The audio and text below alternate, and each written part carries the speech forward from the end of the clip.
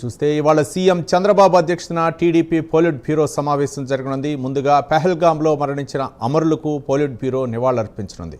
అనంతరం సమావేశంలో అమరావతి రీస్టార్ట్ పై చర్చించి పలు కీలక నిర్ణయాలు తీసుకోనున్నారు. అయితే పోలిట్ బ్యూరో సమావేశానికి ముందు పార్టీ సీనియర్ నేతలతో మంత్రి నారా లోకేష్ భేటీ కానున్నారు.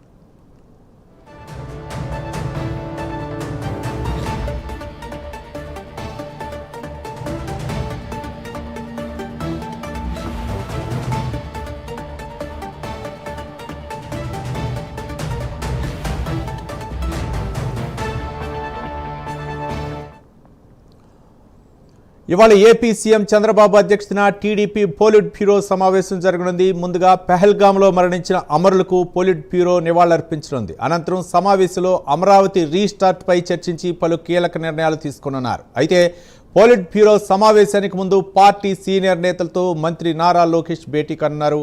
మరింత సమాచారం మా కరెస్పాండెంట్ శ్రీనివాస్ అందిస్తారు. శ్రీనివాస్. Thank you Ravi. ఈరోజు టీడీపీ కేంద్ర కార్యాలయంలో ఈరోజు పోలిట్ బ్యూరో సమావేశం జరగబోతుంది. మధ్యాహ్నం 1 గంట ప్రాంతంలో కూడా ఈ పోలిట్ బ్యూరో సమావేశం కాబోతుంది. పోలిట్ బ్యూరో సమావేశం టీడీపీ అధినేత సీఎం చంద్రబాబు నాయుడు అధ్యక్షతన కూడా ఈ పోలిట్ బ్యూరో సమావేశం కాబోతుంది. పోలిట్ బ్యూరో సమావేశానికి చంద్రబాబు అధ్యక్షతన జరిగే సమావేశం పాటు పోలిట్ బ్యూరో సభ్యులు సీనియర్ టీడీపీ నేతలు కూడా ఈ సమావేశానికి పాల్గొంటారు. అయితే ప్రధానంగా చేసుకుంటే ఈ నెల 27, 28, 29 తేదీ కూడా కడపలో మహానాడు నిర్వహించాలని చెప్పేసి ఇప్పటికే టీడీపీ నిర్ణయం తీసుకుంది. ఈ మహానాడు ఏర్పాట్లపైన కూడా ఈరోజు జరిగే ఈ పోలిట్ బ్యూరో సమావేశం కూడా నిర్ణయించుకుంటారు, చర్చిస్తారు. పలు అంశాలపైన కూడా సీఎం చంద్రబాబు నాయుడు వాళ్ళకి మహానాడు ఏర్పాట్లపైన కూడా దిశానిర్దేశం చేసే అవకాశం ఉంటుంది. అయితే ప్రధానంగా చూసుకుంటే పార్టీ ఏదైతే వ్యవస్థాగత ఎన్నికలపైన కూడా ఈ పోలిట్ బ్యూరో చర్చించే అవకాశం ఉంటుంది.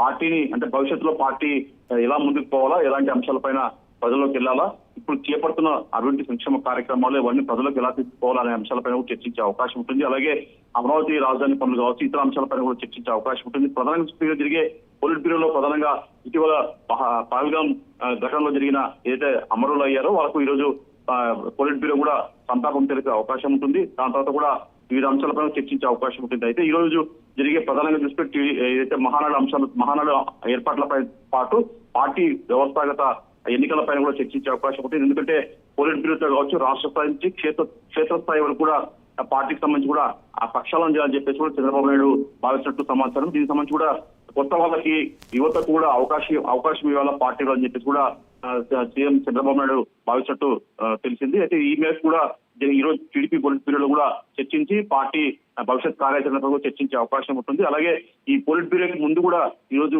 మరి కాసేపట్టు కూడా మంత్రి లోకేష్ ఆధ్వర్యంలో కూడా ఆయన మంత్రులతో సమావేశం నిర్వహించే అవకాశం ఉంటుంది.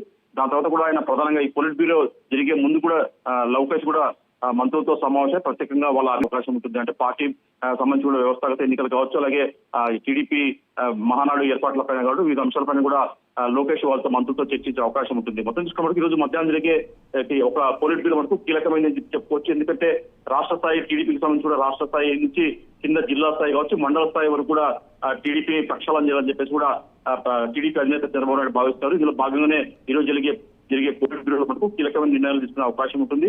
అయితే దీంతో పాటు చూసుకుంటే ప్రధానంగా అంటే పోలిట్ బ్యూరోలో కూడా కొత్త వాళ్ళకి అవకాశం ఇవ్వాలని చెప్పేసి కూడా చంద్రబాబు నాయుడు భావిస్తున్నట్టు సమాచారం. అలాగే రాష్ట్ర స్థాయి, జిల్లా స్థాయి సంబంధించి కూడా టీడీపీ నేతలు కొత్త రక్తాన్ని నింపాలని చెప్పేసి కూడా అధినేత భావిస్తున్నట్టు సమాచారం. మొత్తం చూసుకున్న మటుకు ఈరోజు జరిగే పోలిట్ బ్యూరోల మటుకు కీలకమైన అంశాలమైన చర్చించే అవకాశం ఉంటుంది. రవి.